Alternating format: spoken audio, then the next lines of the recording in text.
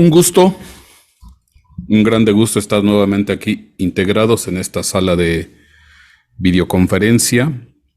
Recibo un cálido y vigoroso saludo y bendición en Cristo Jesús. Saludamos a todos los países y naciones que están aquí integrados. Reciban grandes bendiciones, mis hermanos, desde Sudamérica, Centroamérica y Norteamérica y México. También es en Europa, España. Pues reciban grandes bendiciones, mis hermanos, un gusto. Y pues el tema que yo hoy tengo para compartir con ustedes, yo lo he titulado Los Atrios. Vamos a orar para que Dios nos bendiga y nos auxilie para poder exponer de manera correcta el tema. Señor Jesucristo, te damos gracias, Padre del Cielo, Espíritu Santo, y te pedimos tu apoyo, tu auxilio, que nos puedas dar la dirección para trazar de manera correcta, Señor, el tema, y que sea, Señor, de bendición para todos aquellos que están escuchando y habrán de escuchar posteriormente. En tus manos, Señor, ponemos las comunicaciones, que todo salga bien, mi Dios bendito, Señor, y que cada quien en su hogar, Señor, pues no tenga problemas, Señor, con su internet, Padre bendito, y que podamos ser bendecidos, Señor. Gracias, Señor, porque pues ahora a través de esta tecnología, Señor, pues nos podemos conectar de distintos países, Señor, al mismo tiempo, y eso es una grande bendición. En el nombre de Cristo Jesús te damos muchas gracias, mi Dios. A ti es toda gloria y toda honra, Señor Jesucristo. Te amamos, te bendecimos y te exaltamos, Señor. Amén y amén. Pues un gusto, mis hermanos, y como le decía, el tema que hoy quiero compartir con ustedes, yo le he titulado Los Atrios, y corresponde al tema 6. Amén. Entonces vamos a entrar en tema, mis hermanos, para ser bendecidos, Señor, ser bendecidos con este tema. Amén. Ok. Lo que está viendo ahorita aquí en pantalla es una maqueta de lo que es el templo que en su momento se hizo en Jerusalén. No es el templo que hizo Salomón, el cual fue destruido, pero bueno, posteriormente, ya tiempo después, por vía de Ageo y Zacarías, que eran dos profetas, y en combinación con Zorobabel y Josué, animaron al pueblo, para levantar el templo. Y ya posteriormente, en la época de nuestro Señor Jesucristo, poquito antes, Herodes, pues hizo añadidos a ese templo, que es el que fue en la época de nuestro Señor Jesucristo. Y lo que usted está viendo ahí en pantalla, pues es una posible forma de lo que en su tiempo fue este templo. Templo que posteriormente, vamos a ver, fue destruido. Esta es una imagen, en dibujo, de lo que es el templo. Pero para lo que yo pretendo hoy compartir con ustedes, yo quiero hablar de lo que se llaman los atrios. La palabra atrio significa patio. Entonces, vamos a hablar de los distintos patios que había en este templo, porque estos patios de alguna manera tienen un significado, tienen un simbolismo. Esta zona de aquí es es un atrio que se conoce como el atrio de los gentiles. Esta zona aquí es el atrio de las mujeres. Y ya posteriormente, aquí hacia el interior, había dos atrios, que es el atrio de los sacerdotes y el atrio de Israel. Entonces, son distintos atrios, pero para poder nosotros verlo de mejor manera, vamos a verlo en planta, un esquema en planta, porque es más fácil de observar. Ok. Lo que estamos viendo aquí es una planta arquitectónica de lo que es el templo.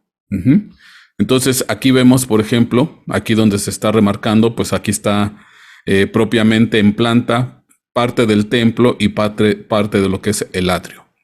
Ya lo que estamos viendo nosotros acá en esta planta de acá, pues es ya de alguna manera ya en un esquema mayor o más grande para empezar a ver los detalles.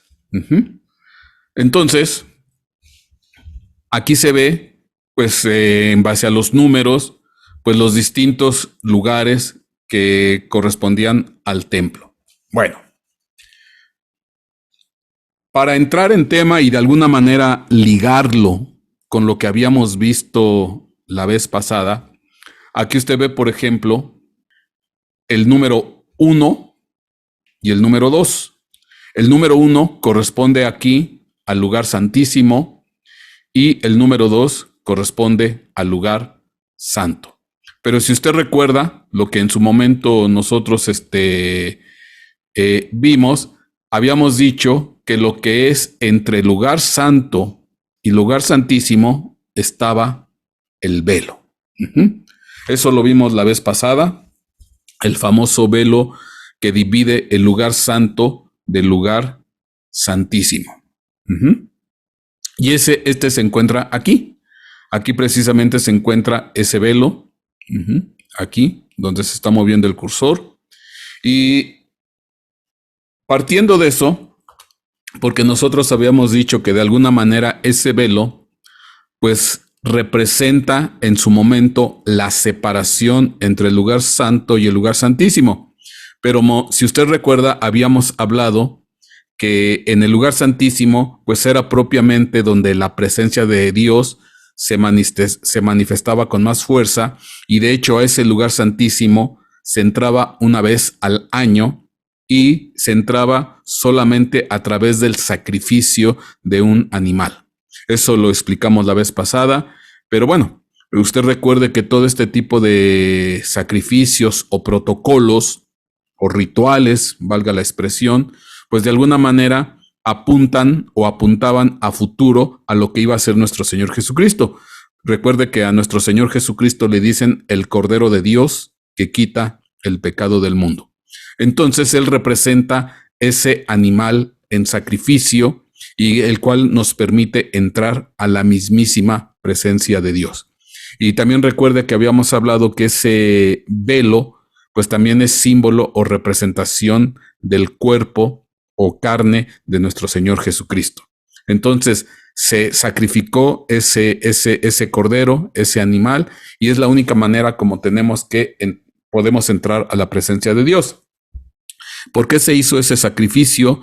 Porque de alguna manera en el sistema de sacrificios, que era lo que se usaba en la antigüedad, en la etapa del Israel antiguo, en el Antiguo Testamento, pues es de alguna manera para que, en este caso, esta víctima inocente, pues en esta víctima inocente se depositaban los pecados, y a través de la sangre derramada y el sacrificio de esta víctima inocente, en este caso del animalito, pues se podía entrar a la mismísima presencia de Dios. Pero había alguien que pagaba los pecados del pueblo, lo mismo que hizo nuestro Señor Jesucristo, porque Él fue la víctima inocente, Él fue el cordero que fue sacrificado para que en Él se depositaron los pecados de toda la humanidad, los pecados de nosotros, y entonces se sacrifica ese animal, Él paga las consecuencias del pecado. La paga del pecado es muerte, y para nosotros es vida eterna en Cristo Jesús. Bueno, todo eso lo explicamos con detalle la vez anterior. Yo espero que no haya quedado duda.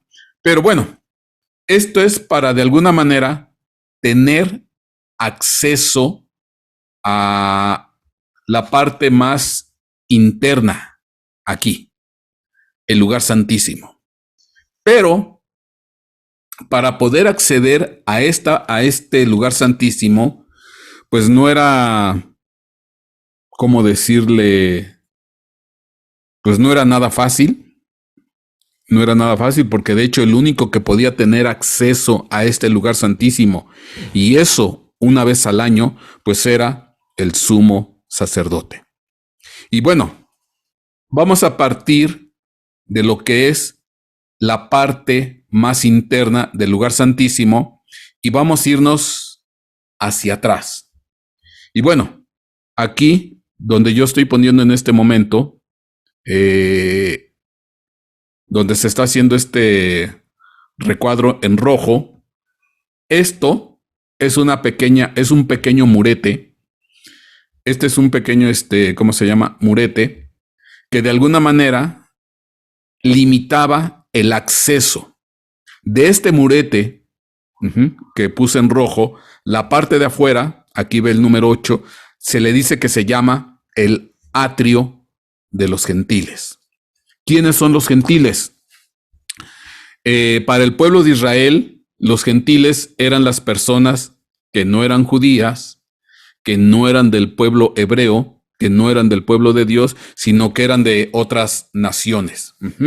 Entonces, de alguna manera, limitaban el acceso y ellos nomás podían entrar a este atrio, ahí donde está la palomita, o a este patio, si le es más explícito la palabra. Ellos, los gentiles, nada más podían entrar a esta parte. Y entonces había esta pequeña barda, que hasta eso no era muy alta, esta barda. Era aproximadamente de 1,30 de alto, pero sí había unas inscripciones en latín y en hebreo, donde se les decía que cualquiera que atravesara esa barda, pues era sujeto de muerte. Había una pena. La pena era la muerte para aquellos de los gentiles que se atrevieran de alguna manera a cruzar esa barda y entrar a este otro atrio. Entonces, esto es de alguna manera, ¿cómo decirle? No todo mundo podía entonces entrar pues hasta adentro. Entonces, aquí era el primer atrio, el atrio de los gentiles. Ahora, aquí donde está el número 7, acá, ya propiamente que corresponde a esta parte chiquita, aquí, en la ampliación, este número 7 corresponde, esta parte de aquí corresponde a lo que se llama el atrio de las mujeres. Entonces, las mujeres, aunque eran judías o hebreas, nada más podían llegar hasta este atrio. Ellas ya no podían pasar más hacia adelante. Entonces, todas las mujeres, aunque fueran judías o hebreas, pues nada más podían tener acceso hasta aquí. Y ese se conoce como el atrio de las mujeres. Ahora, yendo un poquito más adelante, aquí donde está el número 6, en este número 6 se le conoce como el atrio de Israel. ¿Y qué significa el atrio de Israel? Pues ahí nada más podían entrar los varones israelitas. Nada más.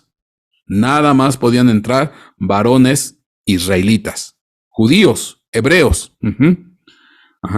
Y entonces, si se da cuenta, el poder ir teniendo acceso hacia la parte interior, pues de alguna manera se iba limitando. Los gentiles, como le indiqué acá, pues nada más podían quedarse en esta zona de aquí, donde está el número 8.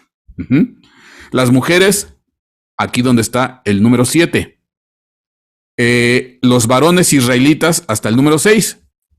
Y ya después, esta parte interna de acá, aquí se indica el número 5. Toda esta parte de aquí era el atrio de los sacerdotes. Y los únicos que podían entrar ahí, pues eran los que tenían estatura de sacerdotes. Porque aquí tenían que hacer los sacrificios, tenían que hacer la quema del altar del holocausto. O sea, aquí había una serie de cosas, pero los únicos que podían entrar aquí eran sacerdotes. Hablando del número 2, lugar santo, los únicos que podían entrar ahí, aparte de sacerdotes, era la familia de Aarón. los familiares de Aarón, los descendientes de Aarón. Aarón era un sacerdote. Entonces nada más el linaje de este Aarón sacerdote, que en su tiempo fue hermano de Moisés, son los únicos que podían entrar al lugar santo. Y hablando ya del número 1, el lugar santísimo, pues el único que entraba ahí era el sumo sacerdote, y una vez al año. Entonces, si usted se da cuenta, pues es obvio que el acceso se iba limitando. Y entonces todos estos atrios, pues de alguna manera eran filtros para poder acceder a la presencia de Dios. Ahora, la pregunta es, ¿y esto es bueno? ¿O era bueno? ¿O era malo? Porque pues obviamente, pues no todo el mundo podía entrar. Imagínense, no, ya que imaginarse de pensar que alguien de acá, por ejemplo, hablando de un gentil que no era judío hebreo, decirle que pudiera entrar al lugar santísimo, no, hombre, ya, eso está sacrilegio, herejía, muerte. Bueno, ¿por qué me meto en esto? Porque usted se va a dar cuenta de algo bien interesante. Aquí nada más es para recordar un poquito lo del velo. Dice Éxodo 20:30, entonces levantarás el tabernáculo según el plan que te ha sido mostrado en el monte, y harás un velo de tela azul, púrpura y escarlata y lino torcido hecho de querubines. Entonces, lo que nosotros habíamos visto pues la vez pasada, pues aquí está el lugar santísimo, y este es el lugar santo, y aquí había este velo. Entonces, velo que posteriormente en el templo fijo, usted recuerde que se rompió, se partió de arriba abajo, y ese velo que se partió de arriba abajo era figura de nuestro Señor Jesucristo en su muerte en la cruz del Calvario. Mateo 27:50 dice, entonces Jesús, clamando otra vez a gran voz, exhaló el espíritu, y aquí el velo del templo se rasgó en dos de arriba abajo, y la tierra tembló y las rocas se partieron. Y Hebreos capítulo 10, versículo 19 dice, entonces, hermanos, puesto que tenemos confianza para entrar al lugar santísimo, por la sangre de Jesús, por un camino nuevo y vivo que Él inauguró para nosotros por medio del velo, es decir, su sangre. Entonces, ¿con esto qué ocurrió? Fíjese que alguien, un gentil, que no fuera judío, que no fuera hebreo, que estuviera aquí en el patio de los gentiles o en el atrio de los gentiles, que tenía por limitante este pequeño muro, se llama Sorek, este pequeño muro, y que el que se atreviera tan solo brincar ese muro era pena de muerte, pues gracias al sacrificio de nuestro Señor Jesucristo, ahora podían entrar hasta acá mismo, hasta la mismísima presencia de Dios, lo que se llama el lugar santísimo. Entonces, fíjese qué cambio tan abrupto, tan radical. Desde aquí poder irse hasta acá. ¿Y todo debido a qué? A que este velo se rasgó. Símbolo del cuerpo, de la carne de nuestro Señor Jesucristo. Entonces, esto es muy, muy, muy, muy bonito. Pero, para que usted me pueda comprender, vamos a ver sucesos o eventos que ocurrieron en los distintos atrios. Y nomás déjeme darle el resumen rápido. Está el atrio de los gentiles. Atrio de los gentiles.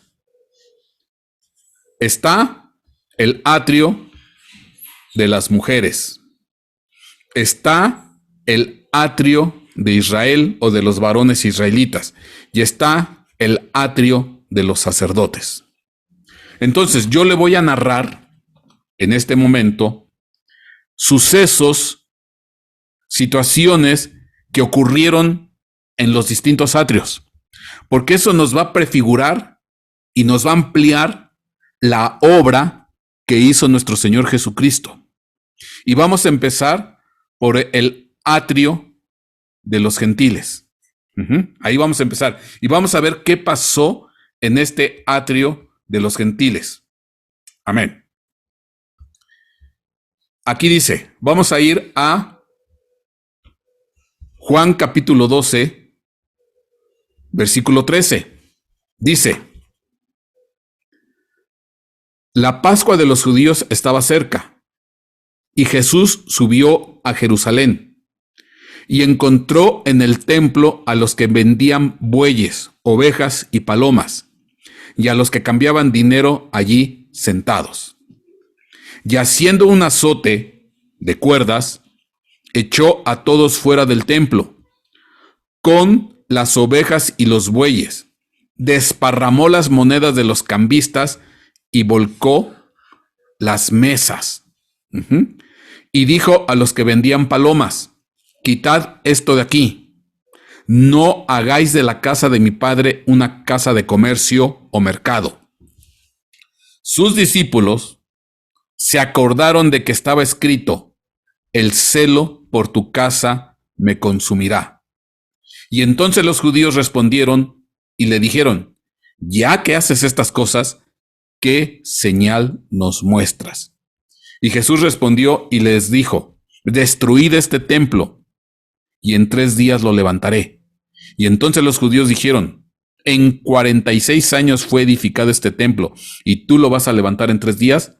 Pero él hablaba del templo de su cuerpo. Bueno, ¿esto dónde ocurrió? Pues esto ocurrió en el atrio de los gentiles. Aquí, en esta zona, ahí fue donde ocurrió. Y fíjese qué interesante, porque el pueblo hebreo, el pueblo judío en ese tiempo, pues se supone que era un pueblo muy consagrado, dedicado, siempre tratando de mantener la pureza, la integridad, tratando de vivir bajo la rectitud, bajo la ley. Pero fíjese que qué interesante, y siempre cuidando el templo, y se gloriaba del templo, de la pureza del templo, de la santidad del templo, etcétera, etcétera. O sea, era muy estricto en ese sentido.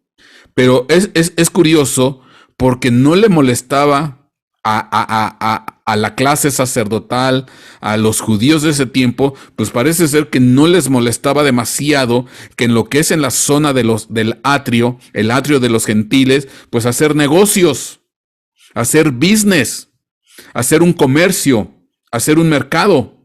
Entonces, así como que ahí se relajaba la disciplina, ahí se relajaba ese celo, eso ser tan estrictos y de guardar la pureza, la santidad del templo y que no se contaminara, pues como que no les importaba demasiado ese asunto y se ponían a hacer ahí negocio y comercio en lo que es el atrio de los gentiles.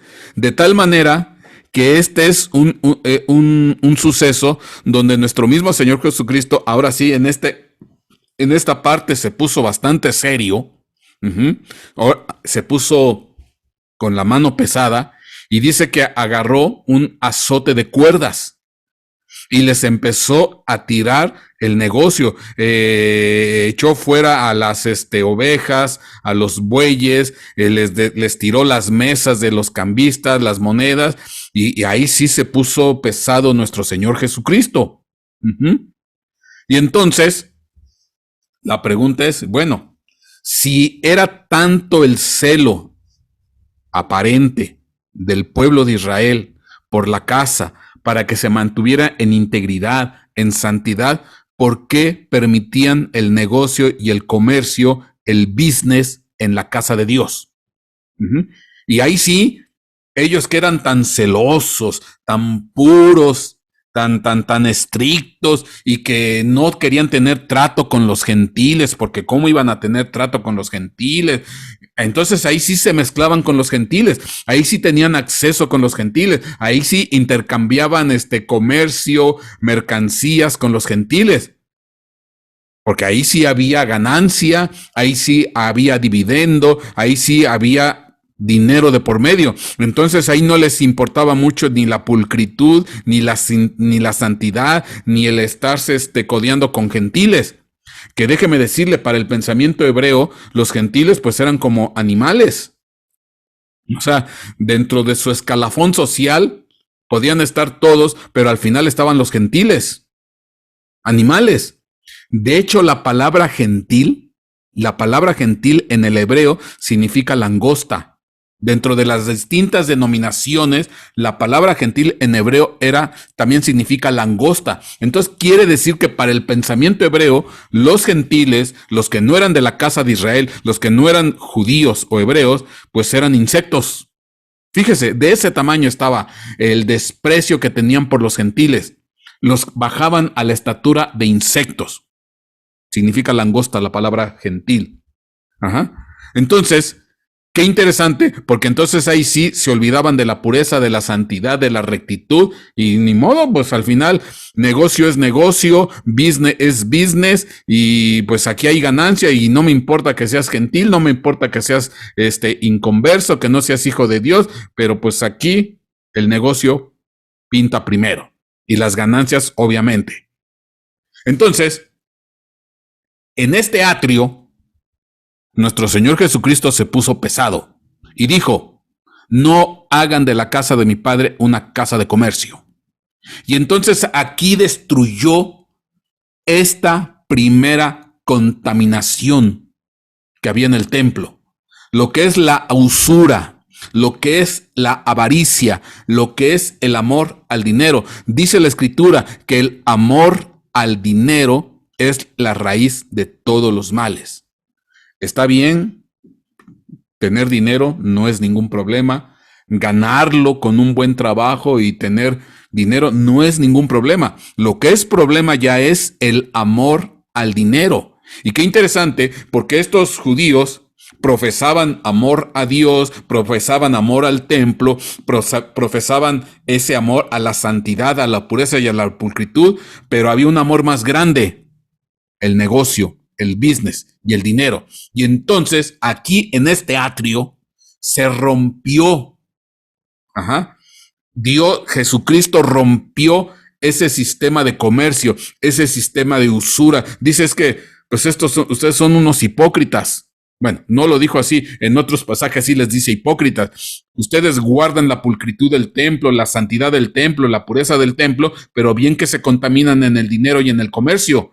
¿Y qué tanto le molestó a nuestro Señor Jesucristo que ahora sí tomó un azote de cuerdas y les empezó a dar, yo creo que a los animales, no tanto a la gente, y con el azote le dio a los animales para echarlos fuera y les volcó sus mesas? Entonces, dice, pues ¿para qué tanta pulcritud y rectitud y de no contaminarse con la gente, con los gentiles, con esos que tú dices que son a tu nivel, son unos insectos? Pues ahí sí te codeas, ¿verdad? Porque entonces puede más tu usura y tu amor al dinero. Pues este sistema de usura, de comercio, fue destruido. Porque el amor al dinero, dice la Escritura, es la raíz de todos los males, es raíz de mucho, mucho pecado.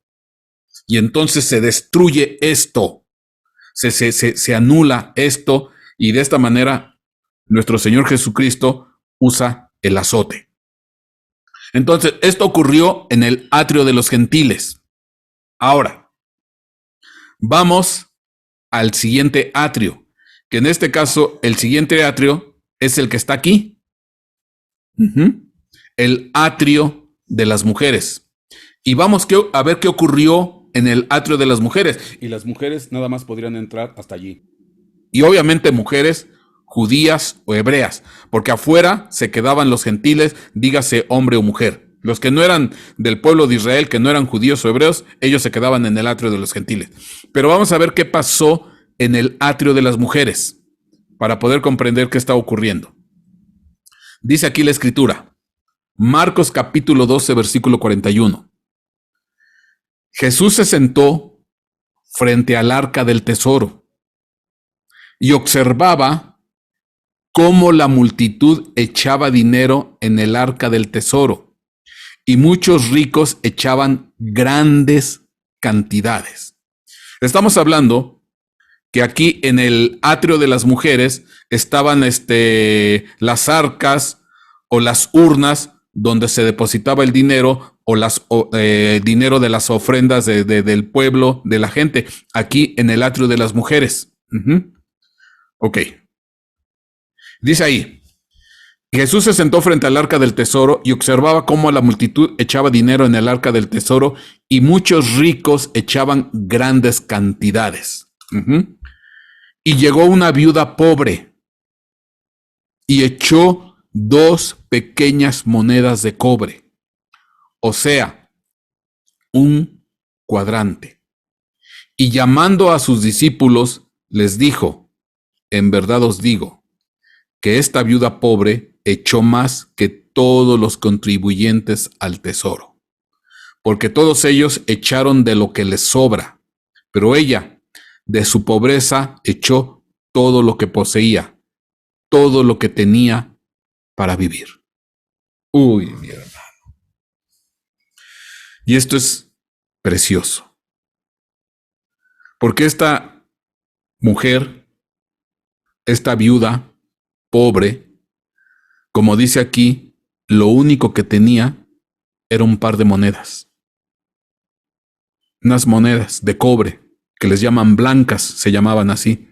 Entonces este par de monedas de cobre, dice aquí que era lo único que tenía. Dice aquí, para vivir. O sea, ya no tenía más. Ya no tenía más. Nada más tenía ese par de moneditas. Y esta mujer, esta viuda pobre, lo echó al tesoro, a las urnas. Y eso lo vio nuestro Señor Jesucristo. Y dijo claramente, porque todos echaron de lo que les sobra. Pero ella de su pobreza echó todo lo que poseía y todo lo que tenía para vivir. Y eso que echaban, dice más en el versículo 41, grandes cantidades de dinero los ricos.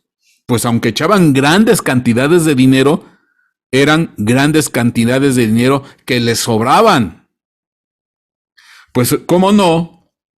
Si estamos viendo que en el atrio anterior, el atrio de los gentiles, pues qué bueno estaba el sistema de comercio. Donde se juntaban ¿quiénes? Pues los cambistas, los mercaderes, que tuvo que hacer un azote nuestro Señor Jesucristo y derribar ese sistema de usura y de comercio, pero se ve que dejaba grandes cantidades de dinero ese comercio. Y bueno, pasaban al atrio de las mujeres, se santiguaban con esas ganancias que les sobraban y las echaban al tesoro. Pero esta mujer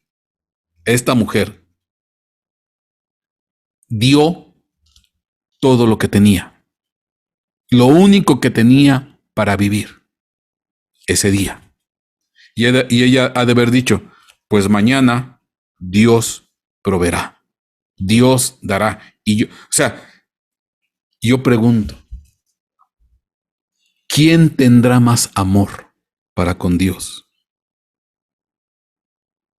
¿Los que dan mucho o los que dan poquito? Bueno, en el caso específico, se ve que esta mujer, que era lo poquito que tenía, se lo dio con todo su amor a nuestro Dios y al templo. Ahora, ¿por qué es interesante esto? ¿Por qué es interesante?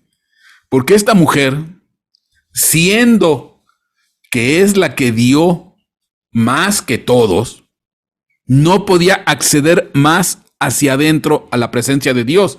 Las mujeres se tenían que quedar aquí, en este atrio. y ya no había posibilidad de que entraran más internamente. Ya no había posibilidad. Hasta ahí.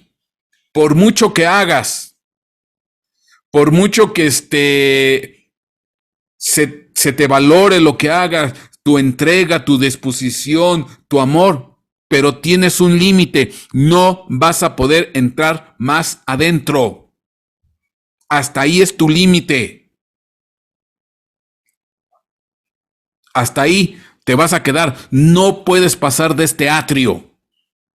Te quedas ahí. Y uno dice, como que esto suena injusto. Como que esto suena injusto. No poder tener acceso a la presencia de Dios. Porque había todos estos filtros de estos distintos atrios para ciertos grupos, para ciertas personas. Ajá. Unos en el atrio de los gentiles, otro en el de las mujeres, otro en el de los varones y otro en el de los sacerdotes.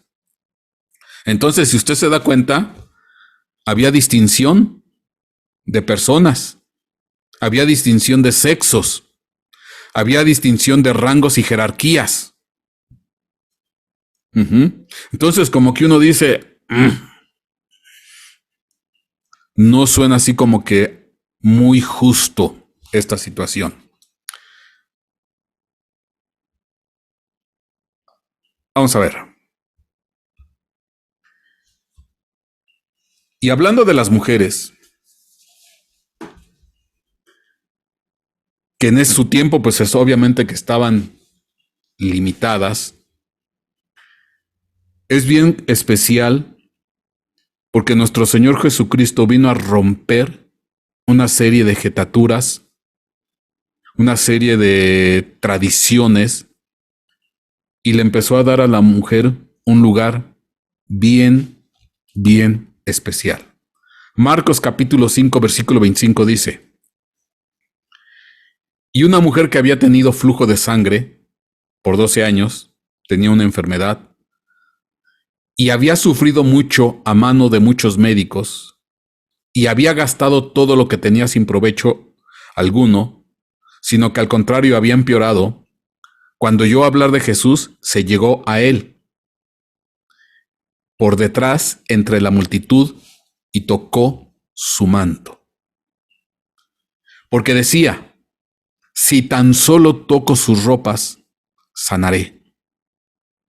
Y al instante, la fuente de su sangre se secó y sintió en su cuerpo que estaba curada de su aflicción.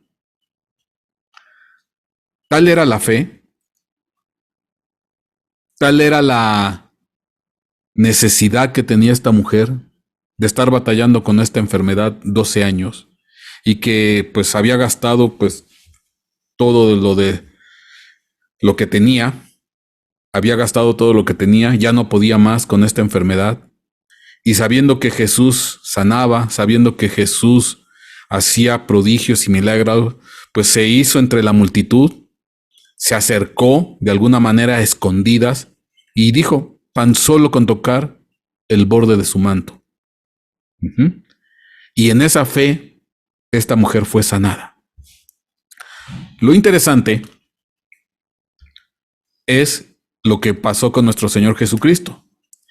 Y enseguida, Jesús, dándose cuenta de que había salido poder de él, volviéndose entre la gente, dijo, ¿quién ha tocado mi ropa? Y sus discípulos le dijeron, pues ves que la multitud te oprime y dices, ¿quién me ha tocado? Pero él miraba a su alrededor para ver a la mujer que le había tocado. Y entonces, la mujer temerosa y temblando, dándose cuenta de lo que había sucedido, vino y se postró delante de él y le dijo toda la verdad. Y Jesús le dijo, hija, tu fe te ha sanado, vete en paz, queda sana de tu aflicción. Y esto es bien interesante, es bien hermoso, porque nuestro Señor Jesucristo no hizo distinción entre varón y mujer, sino que a la mujer la empezó a catapultar y a ponerla en un lugar bien, bien especial. Esta mujer se acercó con temor, con miedo, porque no era bien visto en ese tiempo que una mujer se acercara a un hombre. Pero se acercó con miedo, con temor, con reverencia y dijo, aunque no me vea, yo nada más voy a tocar el borde de su manto. Lo sintió nuestro Señor Jesucristo, salió esa bendición, ese poder, y esta mujer fue sana. ¿Y qué hablar de otros casos? Cuando fue con la mujer samaritana, cuando dice la Escritura en Juan capítulo 4 que le era necesario llegar a Samaria para visitar a una mujer samaritana, la cual se le consideraba una mujer pecadora, 5 maridos había tenido, el sexto no era su marido, y entonces se le consideraba una mujer pues de pecado, de no muy buena reputación. Pues a esta mujer fue para darle el plan de salvación, para decirle que Dios andaba buscando adoradores en espíritu y en verdad. Y eso que era mujer y aparte era samaritana, porque no era estrictamente del pueblo judío. Y fue a buscarla específicamente. Y qué hablar de María, la hermana de Lázaro, que nuestro Señor Jesucristo permitió, cuando esta mujer se acercó a nuestro Señor Jesucristo con perfume y lavó sus pies con su cabello y el perfume. Y siendo que muchos de los otros se escandalizaban porque se acercaba esta mujer. O sea, qué confianza, qué calor, qué afecto prodigaba nuestro Señor Jesucristo, que las mujeres se acercaban a nuestro Señor Jesucristo y Él las recibía. ¿Y qué decirles después de María, otra María, que cuando murió nuestro Señor Jesucristo fue el primer testigo de nuestro Señor Jesucristo resucitado? Juan 20:11 dice, pero María estaba afuera llorando junto al sepulcro, y mientras lloraba se inclinó y miró dentro del sepulcro. Y vio 2 ángeles vestidos de blanco, sentados donde había estado el cuerpo de Jesús, uno a la cabecera y otro a los pies. Y ellos le dijeron, mujer, ¿por qué lloras? Ella les dijo, porque se han llevado a mi Señor y no sé dónde lo han puesto.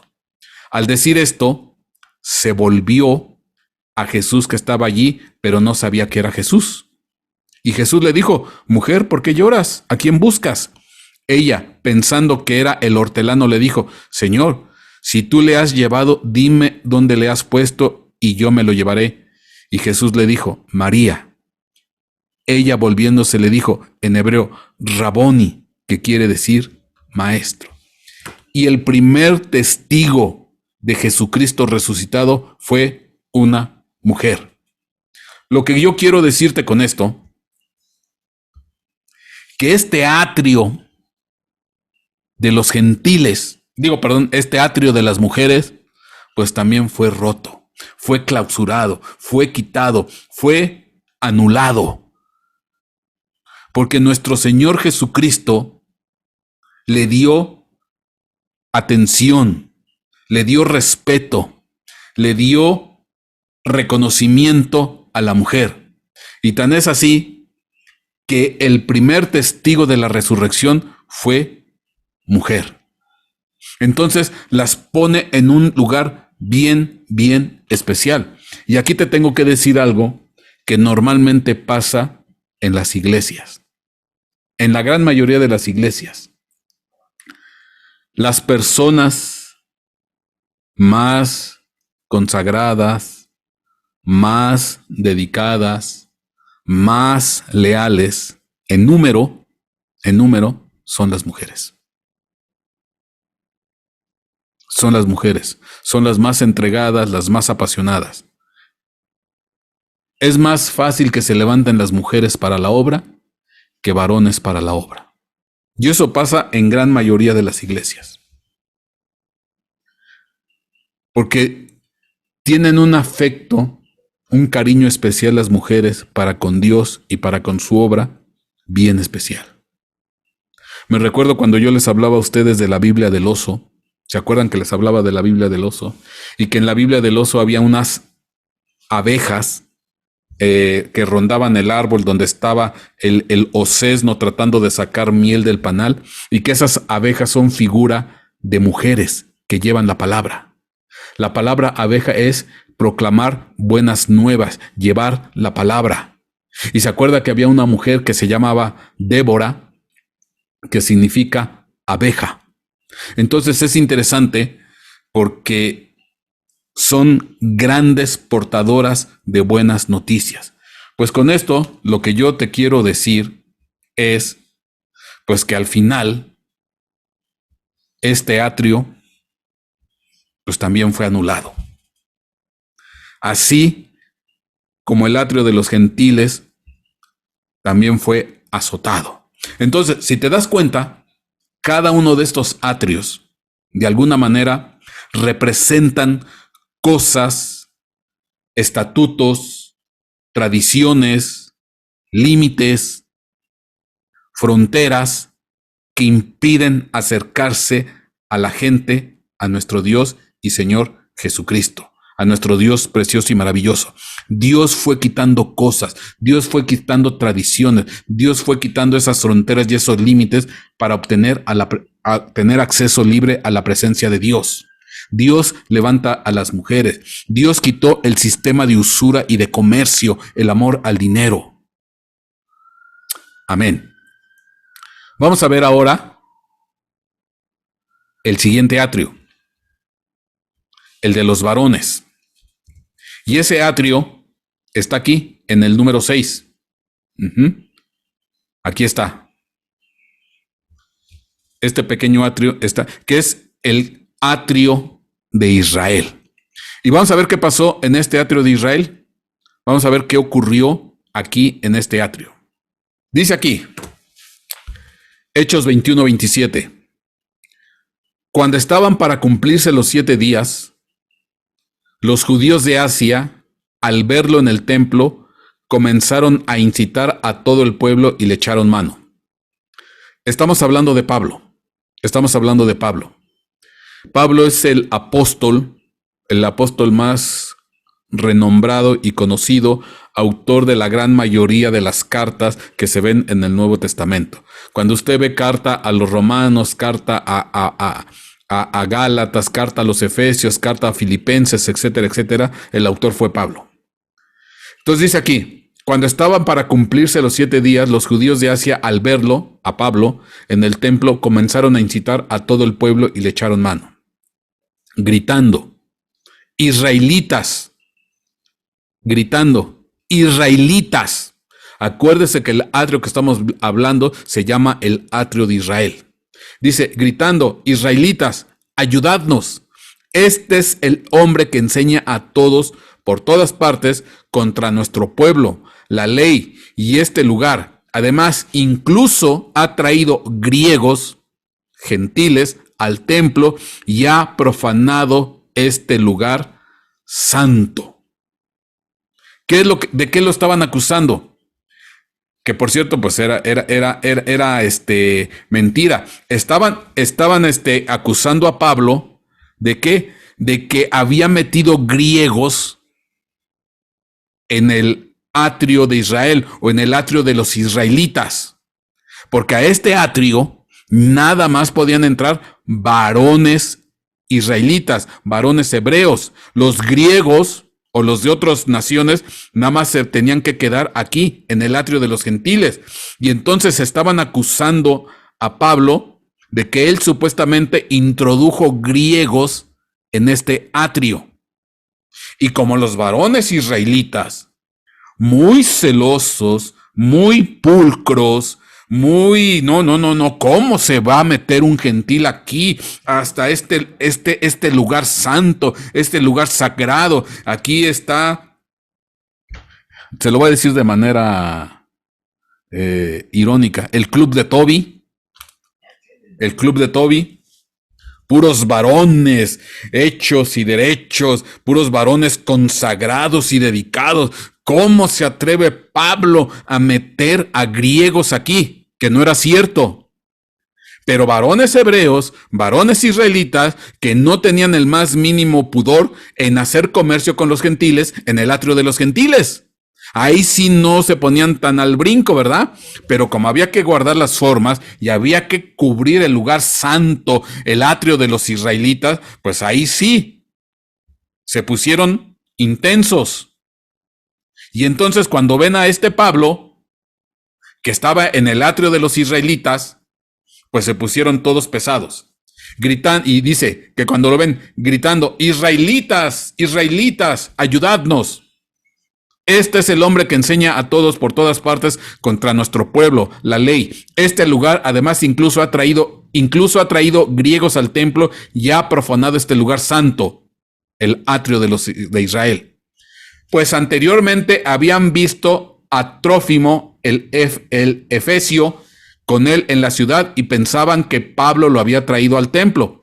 Pablo era una persona que respetaba, Pablo era una persona que no rompía las leyes. Y dice, en el atrio de los israelitas, pues nada más tienen que estar israelitas, pero a él lo estaban acusando, lo estaban difamando. Y entonces ahí se hizo un alboroto.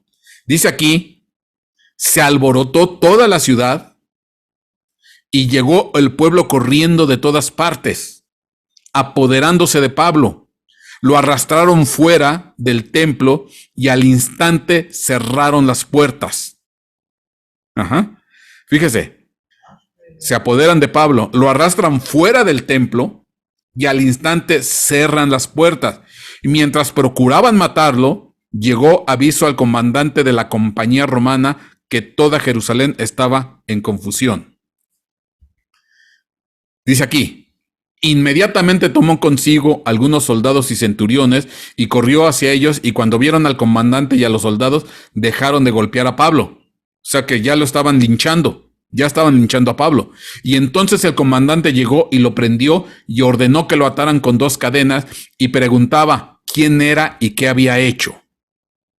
Pero entre la muchedumbre unos gritaban una cosa y otros otra, y como él no pudo averiguar con certeza los hechos debido al tumulto, ordenó que lo llevaran al cuartel. Cuando llegó a las gradas sucedió que los soldados tuvieron que cargarlo por causa de la violencia de la turba, porque la multitud del pueblo le seguía gritando, ¡muera, muera, muera!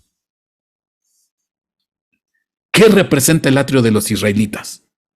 ¿Qué implica el atrio de los israelitas? ¿Qué querrá decir ese atrio de los israelitas? Pues representa el fervor religioso, el odio religioso, la religión. O sea, el pueblo, en este caso los varones israelitas, eran muy celosos de su religión. No, aquí nadie entra, aquí nada más somos nosotros. Este es un lugar santo. Porque nosotros, y obviamente en un lugar santo, pues están puros santos. En un lugar santo, pues nada más los santos entran al lugar santo. A este club de varones israelitas. Aquí no puede haber griegos, aquí no puede haber gentiles, aquí se tienen que guardar las formas. Es, ¿cómo decirle? Todo ese fervor religioso, esa jetatura religiosa, ese odio religioso, y que desafortunadamente se da en muchos pueblos, en muchos lugares y en muchas naciones. La gente, por cuestión de problemas religiosos, de situaciones religiosas, es capaz de matar, es capaz de destruir, es capaz de aniquilar a las personas, es capaz de torturarlas, de matarlas. Entonces, fíjese, esto es lo que ocurrió aquí. Esto es lo que ocurrió aquí en el atrio de Israel. Entonces representa este atrio ese fervor, esa religiosidad que puede llevar hasta la muerte. Pecado. Pues esto, nuestro Señor Jesucristo, ¿qué es lo que hizo? Lo anuló. Dices que no puede ser. Yo no quiero gente religiosa que por cuestión de religión tiene que matar o tiene que destruir. Yo quiero gente que tenga comunión con Dios, que tenga acceso a la presencia de Dios. Porque aún estos varones tan santos, tan pulcros, tan religiosos, no podían entrar acá. Acá no podían entrar. Estos varones religiosos se tenían que quedar aquí. Al lugar santísimo no podían entrar. Ahí se tenían que quedar. Y eso que eran muy puros y muy santos. ¿Por qué? Porque el siguiente atrio es el atrio de los sacerdotes. El siguiente atrio es el atrio de los sacerdotes. Ahora, y ahí en el atrio de los sacerdotes hay este elemento que se llama el altar del holocausto. Bueno, ahorita vamos a ver. Bueno, pero aquí yo quiero detenerme en algo. Porque vamos a ver ahora el atrio de los sacerdotes. ¿Qué pasó ahí en el atrio de los sacerdotes? Y aquí es interesante porque este elemento aquí que donde ves el número 3, ahí donde ves ahí en el recuadro, es el atrio de los sacerdotes. Bueno, perdón, este es el altar del holocausto. Este se llama altar del holocausto o de la ofrenda quemada. Si te hago una ampliación, así se vería. Aquí. Ahora, ¿por qué es interesante? Porque en ese atrio, los únicos que podían estar, pues son los sacerdotes. Por eso se le llama el atrio de los sacerdotes. Nadie podía entrar más que los sacerdotes. ¿Y cuál es la ironía? ¿Cuál es la gran ironía? Que nuestro Señor Jesucristo, hablando de nuestro Señor Jesucristo,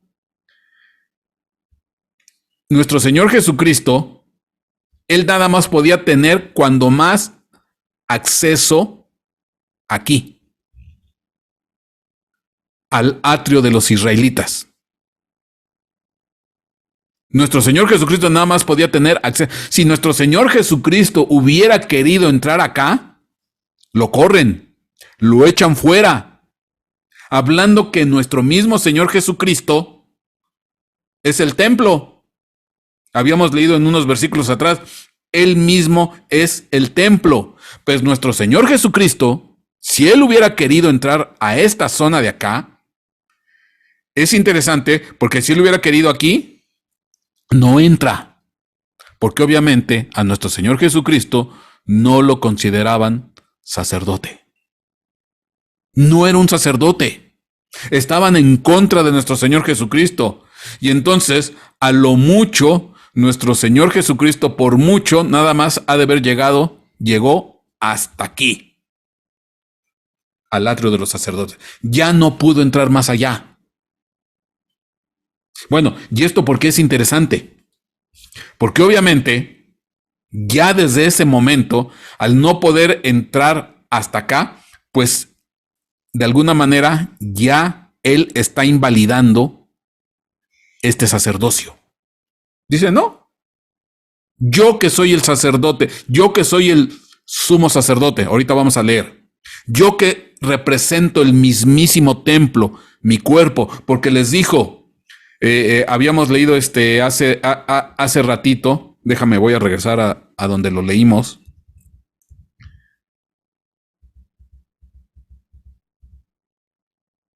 Dice aquí, en Juan 2:18, entonces en el atrio de los gentiles, cuando él empezó a tirar las mesas de los cambistas y de los que estaban haciendo negocio, dice, Jesús les respondió y les dijo, destruid este templo y en 3 días lo levantaré. Y entonces les dijeron, en 46 años fue edificado este templo y tú lo levantarás en 3 días. Pero él hablaba de ¿qué? Del templo de su cuerpo. Y sabemos que ese templo, pues nuestro Señor Jesucristo estuvo 3 días y 3 noches en el sepulcro y al tercer día resucitó. Y él representa el templo. Él representa el templo. Y entonces, ¿por qué es interesante? Porque nuestro Señor Jesucristo nada más se quedó hasta el atrio de los israelitas. Él ya no podía entrar acá. Y entonces eso tiene unas implicaciones muy especiales. ¿Por qué? Porque eso quiere decir que nuestro Señor Jesucristo ya no consideraba el sacerdocio de ese tiempo. Porque era una serie de reglas, era una serie de normas, era una serie de restricciones, de imposiciones, de filtros, de cosas que hay que hacer para llegar a la mismísima presencia de Dios. El hombre fue llenando de frenos, de límites, de normas, de estatutos que de alguna manera impiden el acceso a la presencia de Dios. Y fíjate cómo se vuelve a dar lo mismo. Sale la Biblia del oso y primero se hace la traducción de la Vulgata latina al latín y la esconden durante 1000 años, nada más para el uso eclesiástico, y todavía les predican en latín, y no todo el mundo sabía latín.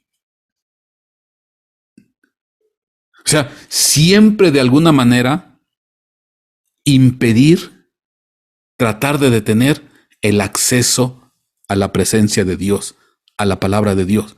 Pues aquí está otra vez lo mismo, una serie de normas, una serie de estatutos rígidos, de poner condiciones, de poner méritos para tener acceso a la presencia de Dios. Y esto no es así. Todos los méritos lo hizo nuestro Señor Jesucristo en la cruz del Calvario para poder entrar.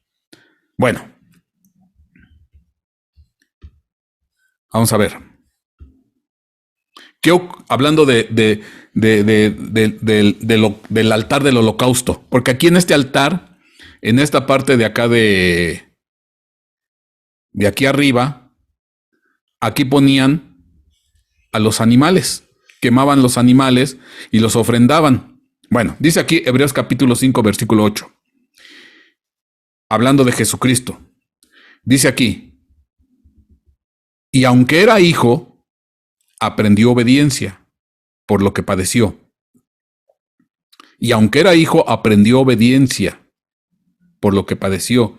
Y habiendo sido hecho perfecto, vino a ser fuente de eterna salvación para todos los que le obedecen, siendo constituido por Dios sumo sacerdote, según el orden de Melquisedec.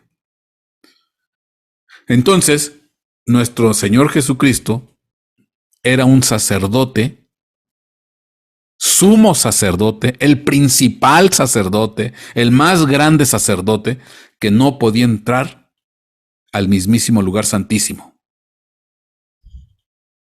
Fíjate qué ironía. El sumo sacerdote le impiden las normas, le impiden las reglas, le impiden los estatutos, le impiden todas estas situaciones. Al sumo sacerdote llamado Jesucristo no puede entrar al mismísimo lugar santísimo que representa la presencia de Dios. Esta es una grande ironía. Dice aquí, ¿y por qué es interesante? Porque yo traté de buscar algo que hubiera pasado en el lugar, en el atrio de los sacerdotes. Me encontré lo que pasó en el atrio de los gentiles cuando nuestro Señor Jesucristo derriba a los cambistas y echa fuera a los animales y toma el fuete. Me encontré ahí en el atrio de los gentiles. Me encontré lo que pasó, sucesos en el atrio de las mujeres. La mujer que de su pobreza echó 2 monedas de cobre. Me encontré un suceso en el altar en el atrio de los israelitas, donde quisieron echar a Pablo fuera, acusándolo de que había metido griegos.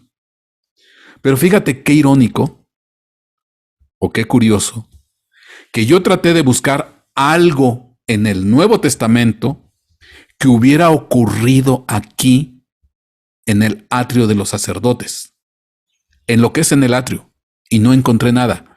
Hay cosas que sucedieron, que se narran, que pasaron en el lugar santísimo y en el lugar santo, 1 y 2.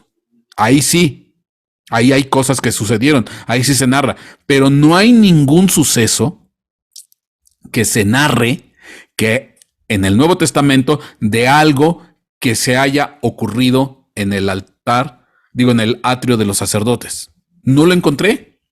Y el principal elemento, o uno de los principales elementos en este atrio de los sacerdotes, era el famoso altar del holocausto. Fíjate, pero qué interesante. Y yo me preguntaba,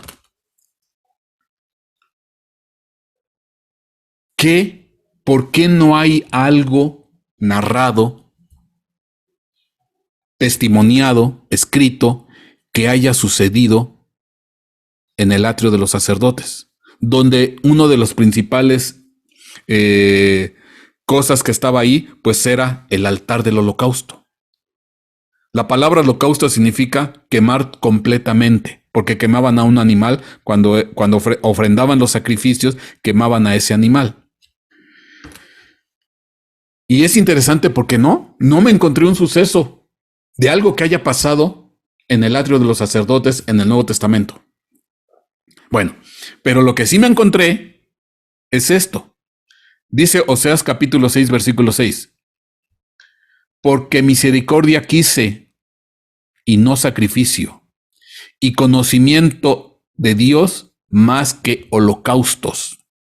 Porque misericordia quiero y no sacrificio, conocimiento de Dios más que holocaustos. Y luego Marcos capítulo 12, versículo 33 dice, porque se acerca un joven, un escriba, se acerca a nuestro Señor Jesucristo y le pregunta, Señor, ¿cuál es el más grande mandamiento? Le pregunta un escriba a nuestro Señor Jesucristo, ¿cuál es el más grande mandamiento? Y Jesucristo le responde, Jehová, tu Dios, uno es. Amarás a Dios por sobre todas las cosas. Ese es el más grande mandamiento. Y el que le sigue, el segundo, y amarás a tu prójimo como a ti mismo. Y entonces le responde el escriba, bien has dicho, Señor. Y dice aquí, amarle con todo el corazón y con todo el entendimiento y con todas las fuerzas a Dios. Amarle con todo el corazón, con todo el entendimiento y con todas las fuerzas a Dios, y amar al prójimo como a uno mismo. Dice, es más que todos los holocaustos y todos los sacrificios. Y entonces entendí por qué es que no encontré algo narrado que haya sucedido en el atrio de los sacerdotes, donde estaba el altar del holocausto, el altar de los sacrificios, porque Dios no se complace en sacrificios. Dios no se complace en esas normas, en esas imposiciones que llevan a la gente al dolor, al sufrimiento, a la imposición. Dice, no, yo quiero misericordia. Yo quiero que la gente perdone. Yo quiero que la gente tenga tolerancia. Yo no quiero ese fervor religioso que es capaz de llevar a la gente a la muerte. Yo no quiero que detengan a las mujeres. Yo no quiero que les pongan normas, que les pongan freno, que no les den su lugar. Yo quiero que otras gentes que no sean de mi pueblo entren a la mismísima presencia de Dios, el atrio de los gentiles, el atrio de las mujeres. Yo quiero quitar ese fervor religioso que lleva a la muerte. Yo no quiero sacrificios. Nada más por sacrificios. Yo quiero misericordia. Yo quiero que amen a Dios por sobre todas las cosas y al prójimo como como a uno mismo. Y te acuerdas lo que habíamos dicho la vez pasada de amar a Dios por sobre todas las cosas y a nuestro prójimo como a nosotros mismos. Es nada más ni nada menos que el madero vertical y el madero horizontal. ¿Te acuerdas lo que habíamos dicho? Uno es el madero vertical, que es amar a Dios por sobre todas las cosas, y otro es el madero horizontal, que es amar al prójimo como a uno mismo. Y con esto cumplimos la ley y los profetas. Este es lo que Dios quiere. Entonces, al final, vamos a hacer un resumen y con esto ya estamos por terminar, mis hermanos. Al final, este templo, todo este templo, tenía que terminar. Tenía que acabarse. Este sistema de normas, este sistema de usura, de comercio, de amor al dinero, de limitar a las mujeres, de ese fervor religioso que destruye, que pone normas y exigencias, que te impide entrar a la presencia de Dios, tenía que terminar. Y efectivamente, este sistema terminó.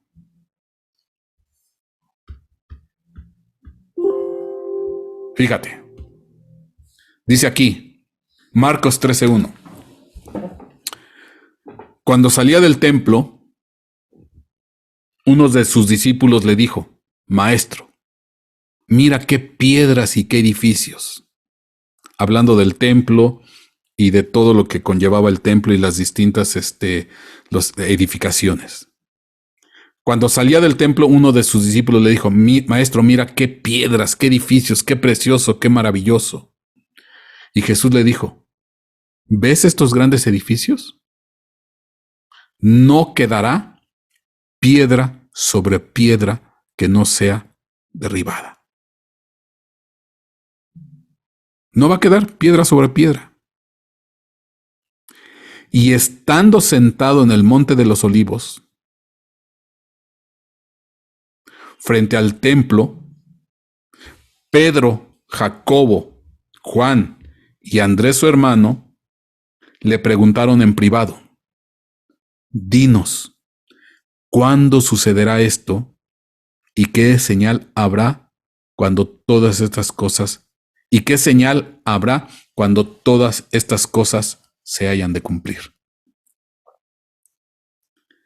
Fíjate que esto es muy interesante porque nuestro Señor Jesucristo estando, bueno, primero le dicen, le quieren de alguna manera, vamos a decir que presumirle a nuestro Señor Jesucristo el templo, las piedras, la magnificencia. Y les dice, pues esto pues no va a quedar piedra sobre piedra. Y entonces se suben al monte de los olivos y estando sentado en el monte de los olivos, viendo hacia el templo, le preguntan a Jesús: Señor, ¿cuándo va a pasar esto? ¿Cuándo? ¿Cuándo va a ser que ese templo va a ser destruido? Y es interesante porque tiempo después, en el año 70 después de Cristo, normalmente se dice que nuestro Señor Jesucristo murió a la edad de 33 años. Pues años después, en el año 70, vino un general romano llamado Tito Flavio Vespasiano y destruyó el templo. Y ahí se cumplió la profecía que dijo nuestro Señor Jesucristo de que no quedaría piedra sobre piedra. Pero ahora entendemos por qué. Porque este templo representa muchas de las cosas que impiden tener acceso a la presencia de Dios. Hay muchas cosas que nos impiden tener acceso a la presencia de Dios. Una, es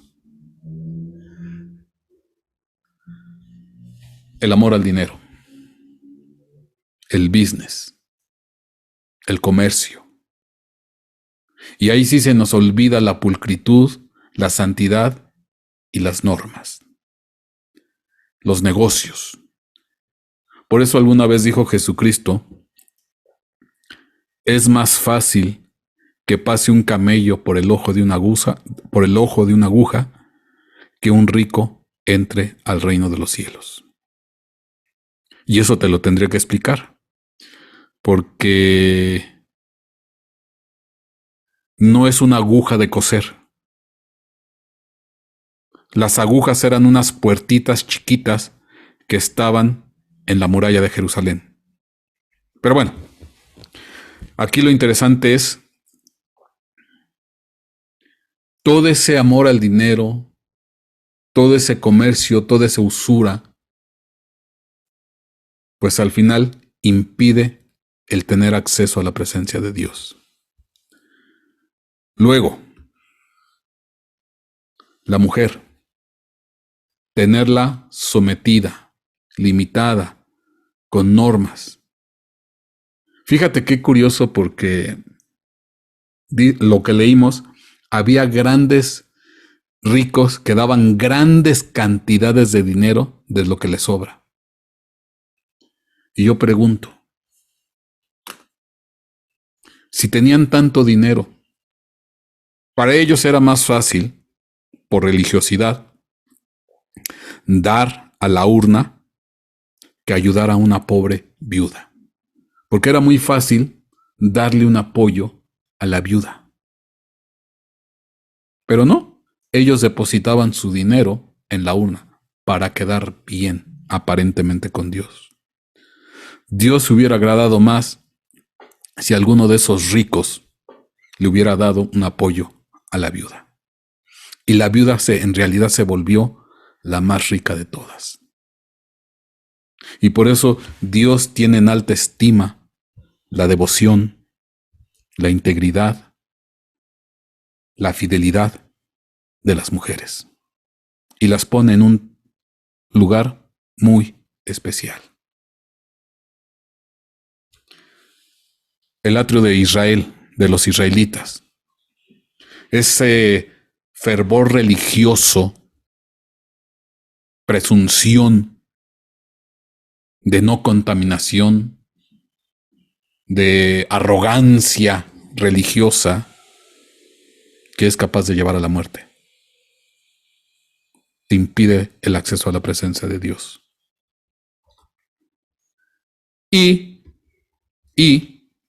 el altar de los sacerdotes, que ni siquiera nuestro Señor Jesucristo, siendo el sumo sacerdote,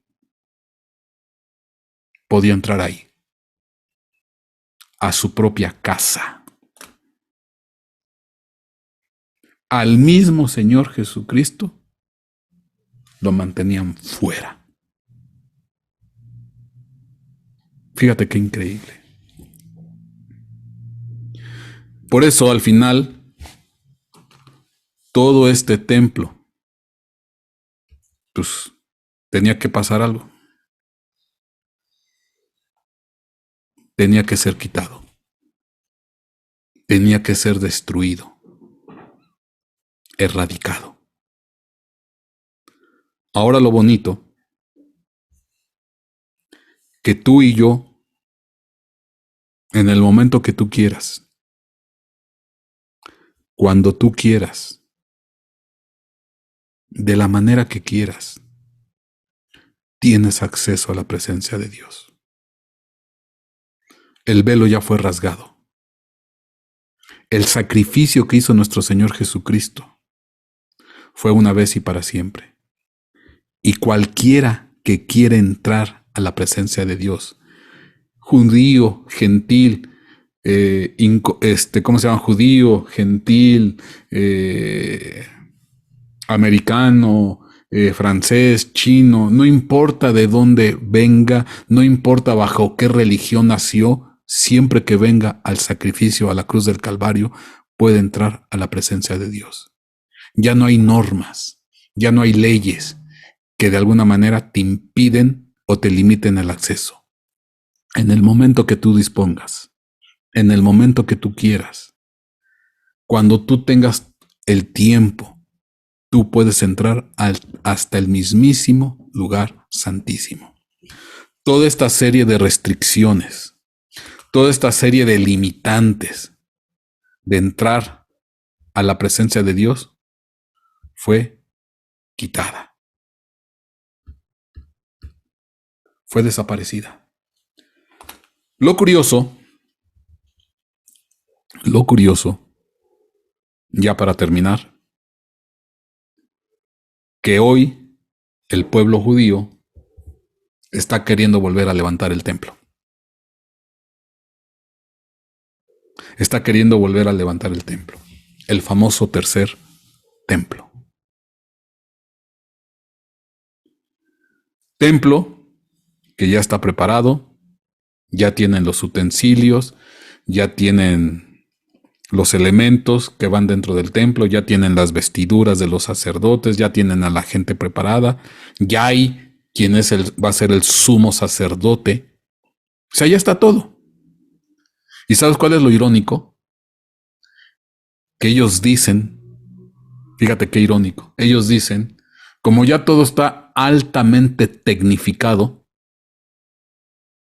ya todo lo tienen bien, ellos dicen que con la tecnología que tienen, con la capacidad que tienen, como una especie de mecano, son capaces de levantar el templo en 3 días. Porque ya está todo hecho. Qué grande ironía. Nuestro Señor Jesucristo murió, ese templo lo destruyeron y se levantó un templo nuevo. Ahora el templo ya no es un templo de piedra, ya no es un templo de cantera, el templo somos nosotros. Dice la Escritura que nosotros somos el templo del Espíritu Santo, el templo del Dios viviente. Amén y amén.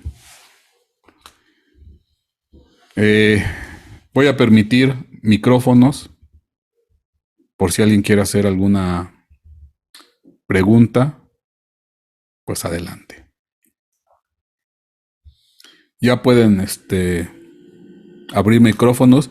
Entonces, si alguien quiere hacer alguna pregunta, por favor, adelante. Yo, pastor, bendiciones a todos. Sí, mi hermano. Gracias. Pues saludos a mis hermanos que están reunidos esta noche en todos los lugares del mundo, y pues un saludo fraternal, bendiciones. Y pues agradecimiento primero a Dios, a papá, por su bendita palabra, su instrucción. Y a usted, pastor, por su apoyo, por su esfuerzo también. Y pues quiero felicitar a mis hermanas, porque fíjese que en uno de los estudios que tenemos aquí en casa, comentábamos recientemente ese punto, que no vamos tan lejos, se puede ver en la lista de asistentes ahorita. ¿Cuántos hay asistentes hombres, varones, y cuántas mujeres hay? Pues nos dan la barrida y regala, ¿verdad? Sí, de hecho, los participantes aquí son mayoría abrumadora mujeres. Sí. Y les comentaba que eso lo comentábamos en el estudio de familia que tenemos aquí en casa. Y pues yo quiero felicitar a mis hermanas porque pues ella, bendito Dios, siguen llevando la delantera en la adoración, en la participación. Y pues algo que me parece, como dice usted, irónico, es que Dios le dio la jefatura de un hogar, incluso de la iglesia también, a varón, Dios, Jesucristo, el pastor, y en el hogar los padres. Pero vemos que hasta en los hogares las que llevan la delantera en la espiritualidad es la mujer, y diciendo que el varón tiene que ser el proveedor, no nada más de lo físico, el gasto diario, manutención de la familia, sino llevar la delantera en la espiritualidad, en impartir educación espiritual a los hijos. Pero no, parece ser que las mujeres son las que llevan la batuta, la batalla, Y pues bueno, ya lo demás se lo dejaríamos a Dios, ¿verdad? Que Él vea. Y fíjese, pastor, que a mí se me hace alusivo un pasaje de la Biblia, en donde la batalla que se iba a librar del pueblo de Israel contra otro pueblo vecino enemigo. Y pues ahí Barak dice a Débora, ¿sabes qué? Pues si tú vas, yo voy. Y tristemente se puso atrás de sus espaldas de la mujer. Y Débora claritamente le dijo, bueno, sí voy, pero ¿sabes qué? La gloria va a ser mía. Obviamente la gloria fue de Dios, ¿verdad? Porque él apoyó ahí esa batalla. Pero es una realidad que sucedió y pues yo veo alguna similitud en los tiempos posteriores, en nuestros tiempos, porque las mujeres son las que llevan la delantera y pues yo la verdad, hermano, las felicito mucho, mucho, mis hermanos. Que Dios las siga bendiciendo y que les tome en cuenta su esfuerzo. Y un abrazo a Amén. mis hermanos, un abrazo y un beso fraternal. Amén. Amén. Gracias. Mi hermana Julieta, gracias, mi hermano. Mi hermana Julieta, veo su manita levantada. Buenas noches, pastor. Buenas noches a todos. Buenas noches. Mire, yo aquí tengo dos preguntas. En Lucas, capítulo 2, Sí, versículo 46. sí, Ahí sí nombran que Jesús entra al templo, ajá, que es cuando se pierde y lo encuentran sus papás en el templo. sí. No menciona en qué parte del templo está. No, de hecho, nuestro Señor Jesucristo, obviamente que entró al templo, entró a varios lugares, o sea, definitivamente. Pero ya entrar al atrio de los sacerdotes, pues ya no, porque no lo consideraban sacerdote. O sea, él pudo haber entrado en otros lados, menos allá. Es que, bueno, aquí no lo mencionan en dónde está, realmente nada más dice que está en el templo. Así es. Y otra pregunta, eh, la figura de Jesús al estar limpiando el templo es la figura de lo que nosotros tenemos que hacer para limpiar nuestro templo. Dice la Escritura que nosotros somos el templo del Espíritu Santo, el templo del Dios viviente. Y sí, de alguna manera cabe la aplicación de la figura de que nosotros tenemos que echar a las vacas, ovejas, animales que tenemos dentro de, y ese amor al dinero. Ajá. Sí, de alguna manera, aplicándolo desde el punto de vista espiritual, pues tenemos que cuidarnos, ¿no? Porque nosotros debemos de tratar de mantener limpio, pues el templo que somos nosotros. Ajá. Obviamente, siempre tratarlo de mantenerlo de manera pulcra, haciendo lo recto, lo honesto, lo que sabemos que pues a Dios le agrada. No con perfección, porque pues obviamente no somos perfectos, pero sí con un sincero interés de ser mejor y agradar a Dios. Entonces sí, debemos de esmerarnos en limpiarnos, definitivamente. Gracias, pastor. Sí. Gracias, mi hermana. Mi hermana Edith, por favor. Bendiciones, pastor. Sí, mi hermana. Pues mire, la desigualdad para la mujer era por la sociedad patriarcal que se vivía en ese tiempo, ¿cierto? Sí. Y bueno, esto le encuentro un poco de contexto a que el Dios que nosotros adoramos tiene una connotación masculina, se le llama padre. Ajá. Precisamente también por el contexto patriarcal que se vivía. A ver.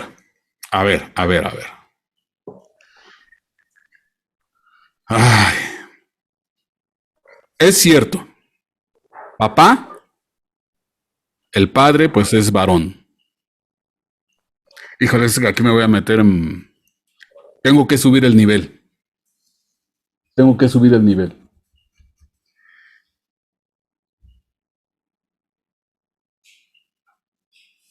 A ver, cuando la Escritura habla del Espíritu Santo, díganme cuál es uno de las características de lo que identifica al Espíritu Santo. Él es Amor. consolador. Él es el consolador.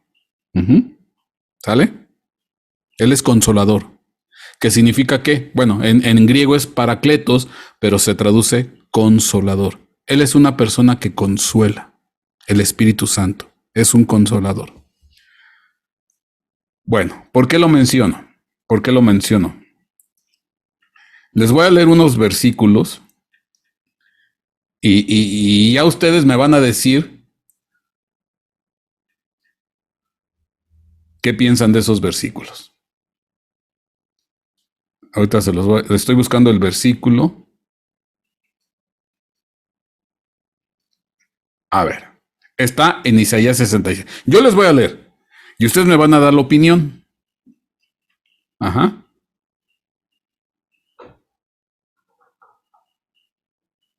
Fíjense. 66:10 en adelante. Isaías 66:10. Voy a leer y ustedes denme su opinión. Alegraos con Jerusalén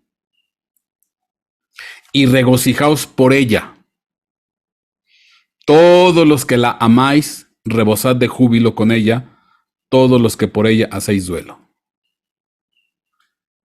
Para que maméis y os saciéis del pecho de sus consolaciones, para que chupéis y os deleitéis de su seno abundante.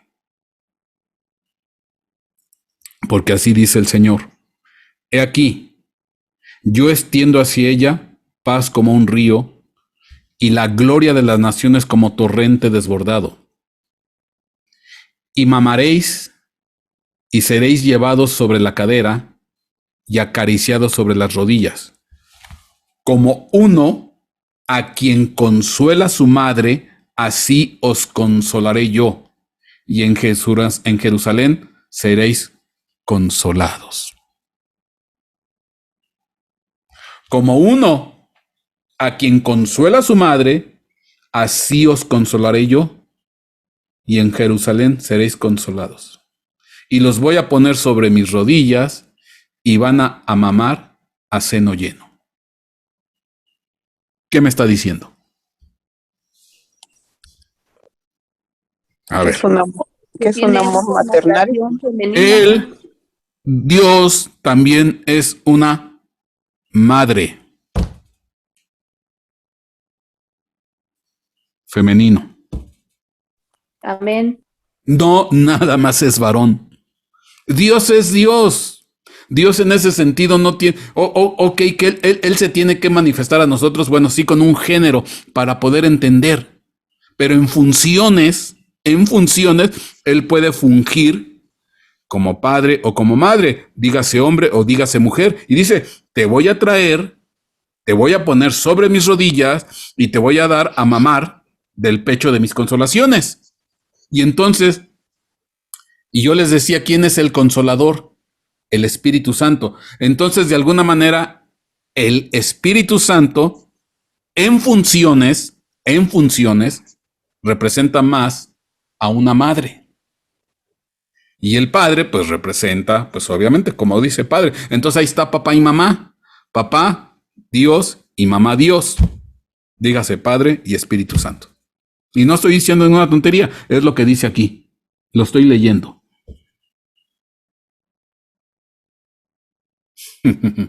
Amén, pastor, muchas gracias. Y creo que también en este contexto entra mi siguiente pregunta, si es tan amable. Por favor. ¿Es correcto que haya pastoras o la función es solo para el varón? Ya empezamos con las preguntas complicadas. A ver.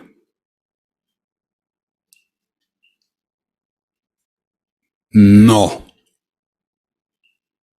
No. Salvo casos excepcionales o especiales, la mujer se puede levantar como pastora. O sea, yo no digo tajantemente no. Se puede dar el caso, pero hoy hay excepciones. Pero lo normal es, tiene que ser el varón. Tiene que haber varón. En ausencia de varón, se levanta la mujer. Y esto tiene muchas causas y muchos porqués. A ver, hijo, es que no, a lo mejor me lo van a tomar a mal. En Estados Unidos y en algunos otros países, ya ven que hay legislaciones o leyes. Pero hablando de Estados Unidos, si una mujer en periodo menstrual comete asesinato, si una mujer comete asesinato y se comprueba que fue en periodo menstrual, es atenuante de homicidio. Fíjense lo que estoy diciendo, y esto es a nivel legislación, a nivel ley. Si se comprueba que una mujer hizo un ilícito, dígase un robo o dígase hasta un asesinato, en periodo de menstruación, le es atenuante de homicidio. ¿Por qué? Porque en ocasiones algunas mujeres es tal el descontrol químico, bioquímico, hormonal, porque es una revolución en su cuerpo, que hay ocasiones que las mujeres, algunas mujeres, no tienen el 100% del control de su comportamiento. Y por eso esto se ha llevado a nivel legislación de ley, de que si comete un ilícito en este periodo, le es por atenuante y le bajan la condena o no se lo toman en cuenta. Esto es meramente biológico, bioquímico. No tiene que ver con machismo, no tiene que ver con... No. Aquí no me estoy metiendo en eso. Es simplemente a nivel bioquímico. Y ya no hablemos cuando la mujer entra en la... en esa etapa, ¿cómo se llama? Menopausia. La menopausia. Porque hay mujeres que es un descontrol y le dan ganas de matar a la persona que está al lado. Y entra en estados de depresión o de ira.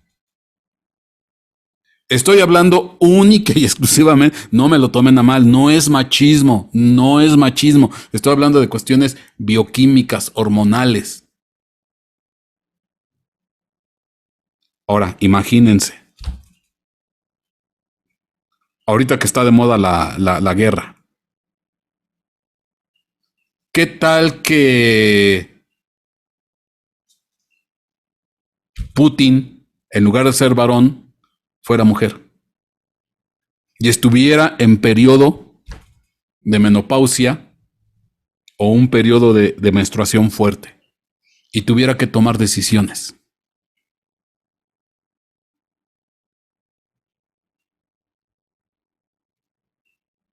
¿Se imaginan qué pasaría?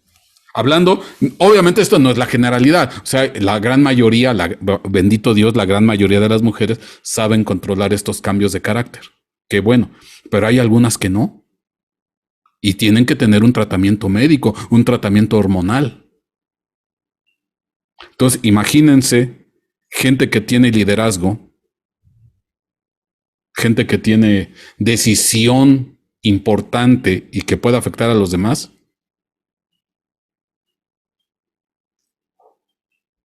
Entonces, hay cierto peligro. Por eso, normalmente tiene que ser un varón. Y no tiene que ver esto con cuestiones machistas. No va por ahí el asunto. No me lo tomen a mal. Esto es una cuestión de biología, de la naturaleza femenina. Ujú. Amén, muchas gracias, pastor. Aparte, sabemos, normalmente el hombre es más de cerebro, de muy, muy frío, va a ser frío, y la mujer es más emotiva. Eso siempre lo sabemos, eso es característica. Así Dios nos hizo, o sea, para ser equilibrados. Alguien aporta un poco más de frialdad y alguien es más emotivo. Eso no quiere decir, hay hombres que son bien emotivos y por cualquier cosa lloran, o sea, o mujeres que son muy frías, pero vamos a decir que normalmente la general es así. Entonces, hay decisiones que se tienen que tomar no con sentimiento ni con emoción, sino con cabeza fría. Claro que si dadas las circunstancias, por ejemplo, hablando de usted, la pregunta que me hace, pastoras, ¿qué tal que murió el pastor? ¿Murió? Dios se lo llevó a su presencia. ¿Y quién queda a cargo de la congregación? Porque hay muchas congregaciones que las mujeres quedan a cargo. ¿Por qué? Porque, bueno, partió el varón, murió y se fue, y entonces queda la mujer. Si hay un hijo, pues bueno, normalmente le dan el cargo al hijo o esperan a que crezca. Ujú. No sé si esto explica. Sí, muchas gracias, pastor. Gracias. Amén. ¿Preguntas, mis hermanos? Amén, pastor. Yo quisiera comentar algo. Adelante, mi hermana Fabiola. Pues bueno, a mí me toca bastante cómo nuestro Señor Jesucristo dignificaba a la mujer en una igualdad de género, ¿no? O sea, yo antes de venir a los pies de Cristo, yo era atea y mi familia era matriarcado. Nosotras, toda la familia éramos así como que, no, tú tienes que tener carácter y cosas así, ¿no?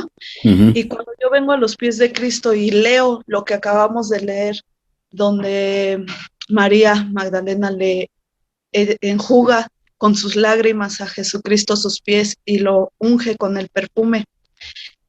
Cuando yo lo leo me quedé así como que wow, ¿no? Porque ella tenía una muy mala reputación y para ese entonces pues era muy mal visto, ¿no? O sea, también por eso muchos no seguían a nuestro Señor Jesucristo porque tenía estas reacciones o esta cercanía con los desvalidos, con todos aquellos que eran repudiados por el sistema manipulado del hombre, ¿no? No había integridad en el sistema religioso ni en el político y él venía a romper todos esos dogmas. Cuando yo lo leo, yo me imagino, ¿no? Y entra a mí así como que, wow, esta mujer debió haber estado súper agradecida para tener ese acto con nuestro Señor Jesucristo. Y por ende, dice la palabra, y donde quiera que sea contado, ¿cómo dice la palabra? Donde quiera que se ha hablado de nuestro Señor Jesucristo, también se hablará del acto de esta mujer, ¿no? Entonces, dice así la palabra, yo me quedé así, wow, o sea, lo dejó no nada más, hubo esa cercanía, hubo esa liberación, hubo esa igualdad de género, esa dignificación hacia la Amén. mujer por parte de nuestro Señor Jesucristo, sino que aparte quedó para la posteridad, para mi Amén. generación, para la generación de mi hija, ¿no? De Amén. mis hijas, que a donde quiera que se ha hablado de este tema, se lea esta porción donde esta mujer tuvo esa gratitud y con sus lágrimas limpió los pies de nuestro Señor y lo ungió porque dice ahí, no me preparó para mi sepultura, explica nuestro Señor Jesucristo. Yo dije, jamás va a ser olvidado, ¿no? Nuestro Señor Jesucristo derramó, volcó su amor tal cual, como ese amor ágape, sin hacer distinción de que Amén. si no lo merecemos, de que si somos mujeres, de que si tenemos una buena reputación, simplemente por el acto de de nuestro corazón, ¿no? Amén, Como amén. dice la palabra, Él escudriña los pensamientos y el corazón. Entonces Él quita todo eso que hasta la fecha lo vemos dentro y fuera de la Grey. Esas maneras de poner barreras, ¿no? ¿Cómo se dice? Pues cuando uno critica, de que si no te comportas de cierta manera, si no te vistes de cierta manera, entonces pues dentro de la fe o fuera de la fe eres mal vista, y él viene a romper con eso desde hace mucho tiempo atrás. ¿Y por qué nosotros nos empeñamos en volver a traer esas ataduras? Si lo que importa es lo de adentro, que ofrendes tu obediencia hacia nuestro Señor, que no sé, o sea, que sea realmente tu comunión con nuestro Señor Jesucristo, con el Espíritu Santo, no como te vistes, ¿no? O no que si fuiste de la calle y ahora crees en Jesucristo, pues tienes menos credibilidad porque pues en tus ayeres robabas, cosas así. Yo lo siento y lo veo porque yo tengo amigos que pues se quedaron en las drogas, y incluso pues la gente de aquí de la colonia, si yo les hablo, me ven mal, ¿no? Si yo lo saludo, ¿qué pasó, amigo? Acércate a Cristo, y no está mi esposo conmigo, pues me ven mal. Y más si yo lo llegara a platicar en mi iglesia local, que a lo mejor platico así con conocidas, no son meras amigas, pero son conocidas que son lesbianas, todas estas situaciones que hacen conflicto, ¿no? Pues no, la verdad no he sentido como una confianza para decir, yo me siento a la mesa con parejas lesbianas y les presento a Jesucristo, porque no hay, no sé cómo expresarlo, pero tampoco porque ha habido esa apertura. Ajá. Comprensión, como dice mi esposo, ¿no? Esa comprensión como para hablarlo. Y yo creo que aquí lo leemos, lo vemos en todo lo que usted nos dio en este tema, que nuestro Señor Jesucristo, pues simplemente es orden, es justicia, es juicio, es verdad, y por ende vienen estas ciertas situaciones que nosotros tenemos que respetar, la integridad que debe de haber en nuestro pensamiento, en nuestro corazón, en nuestros actos, y así vamos a poder echar mano de todo aquello, ¿no? Como dice, amarás al Señor tu Dios con toda tu fuerza, con toda tu mente, y a tu prójimo como a ti mismo, dice la misma palabra. Ningún hombre pues hace daño a su propia carne, entonces por ende tiene que tratar bien a su esposa. Si nosotros tomamos esa palabra para todo, yo no me voy a hacer daño a mí misma, pues mucho menos a mi prójimo, a mi próximo, a mi pareja, a mis hijos, pues como que la situación sería más fácil llevar la vida cristiana, y lo mismo, ¿no? Como lo decía nuestro Señor Jesucristo, muchos damos de lo que nos sobra y pocos damos de lo que tenemos. A veces La mujer dio lo que tenía y los otros daban de lo que sobraba. Amén. Solo quería aportar eso, pastor. Gracias, gracias. Pues mis hermanos, no sé, vamos a una última pregunta porque va a haber velada de oración. Están cordialmente invitados aquel que quiera participar de la velada de oración. Vamos a responder una última pregunta. Les doy 20, 25 minutos y nos volvemos a... Es más, no voy a, ¿cómo se llama? A cortar la comunicación, pero para aquellos que quieran comer algo, un pequeño refrigerio, nos enlazamos. Entonces, una última pregunta. Buenas noches, pastor. Buenas noches, mis hermanos. ¿Cómo están Buenas todos? noches, mi hermano.